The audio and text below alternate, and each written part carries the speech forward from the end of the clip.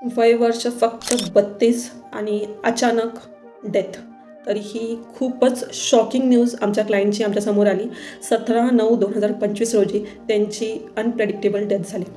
त्यांची इन्व्हेस्टमेंट आमच्याकडे मागच्या 6 वर्षापासून तर होतीच, पण आम्ही त्यांना टर्म इन्शुरन्स किंवा एखादी हेल्थ इन्शुरन्सची पॉलिसी सजेस्ट केली होती.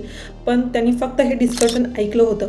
त्यांनी याच्यावर कोणतीच ॲक्शन घेतली नव्हती. आम्ही त्यांना नेहमी सजेस्ट करायचो की सर, तुम्ही नेहमी आजारी असतात तर एखादा तरी टर्म पाहिजे, स्वतःसाठी नाही तर स्वतःच्या फॅमिलीसाठी तुम्ही टर्म इन्शुरन्स हा नक्की घ्या. हॉस्पिटलाइज झाल्यानंतर 15 दिवसांनी त्यांची डेथ झाली. तर आम्ही तुम्हाला नेहमी सजेस्ट करत असतो की तुम्ही इन्व्हेस्टमेंट जरी केला नाही तरी चालेल, पण प्रायोरिटी आधी टर्म इन्शुरन्स आणि हेल्थ इन्शुरन्सला नक्की द्या.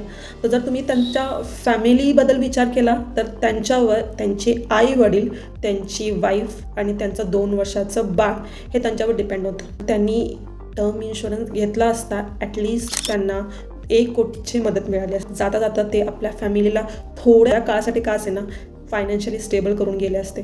ही गोष्ट एकदम सिरियसली घ्या.